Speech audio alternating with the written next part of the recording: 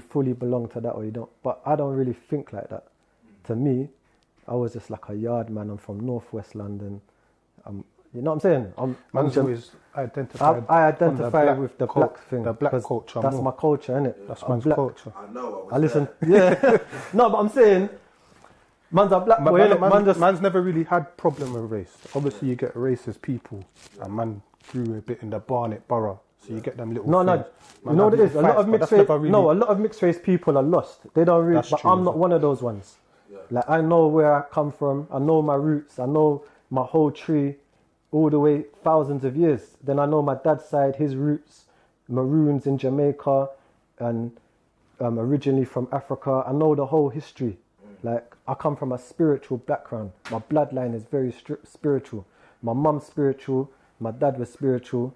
So I kind of, when you know your roots, you have like a sense of like who you are. You know yourself, innit? Yeah. So I never really suffered with any type of race issues like.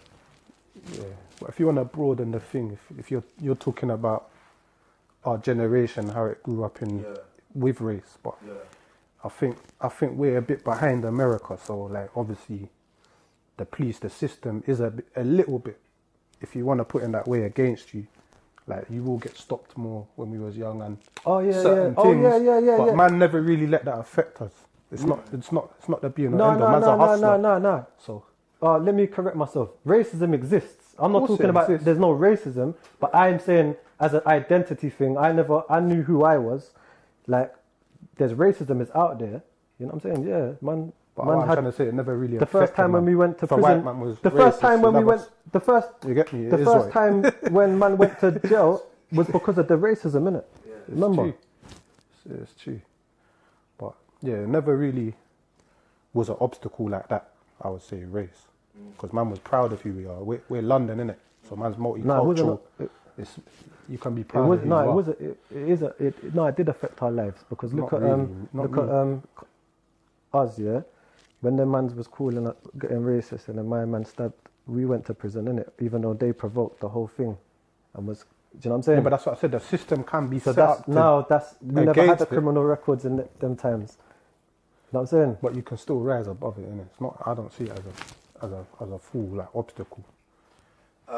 Let's talk racism bigger than just you two, me, big in the world, in our society in London. How do you think it affects black people as a whole? I'd say it's not just racism, it's classism. Yeah. So it's not just racism, because if you go in London to an estate, obviously majority, they have pushed the blacks into a certain area or what they call minority, which we know that word's not even true anyway. But they push it. It's institutional. It's already. It's called. Do you know what I'm saying? Let me break that down. Yeah. See England. Let me finish that point. That point is just we'll come back to that. When you go into the estate, it's not just black people. There's white and Asian. So it's classism, innit? It's the lower class. Let me give you the history of England. Yeah. England. Yeah, is peasants, lords, and the king and queen. Yeah. The House of Commons is for the commoners. Yeah. And you have the lords. Certain families that are the lords. They decide what goes on. The commons pass it up to the lords, and then it becomes law. Yeah. When this is a peasant society. Yeah. No one's got no say in anything. Yeah. So he's talking about class, and that's what comes into it. Yeah. Class. You know, there's levels to this. Lower class, middle class people, upper class people. You know, this is society in England. That's what the UK is like. It's different to America. America is where loads of different countries went there, and it was a new land, and blah blah blah. We'll get into that. Yeah.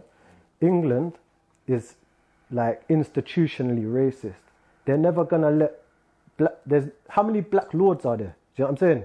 In the House of Lords, how many black MPs are there? What, we're gonna let someone like David what's his name? That idiot from Tottenham. He's an idiot. Do you know what I'm saying? David Lammy. Yeah, I don't really even like to talk on people, but the spokespeople for black people in this country is pathetic. Do you know what I'm saying? There's no black leaders. They'll get washed down and there's no.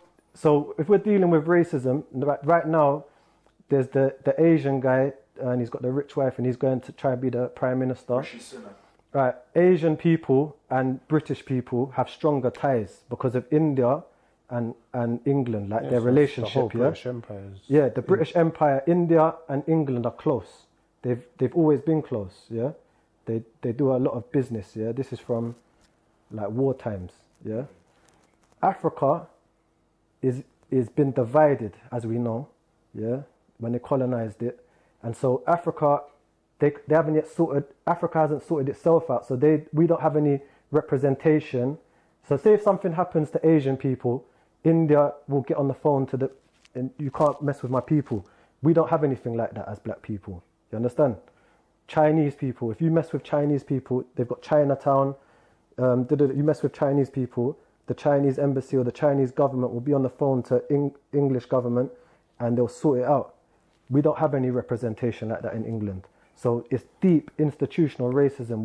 We're way behind. Do you know what I'm saying?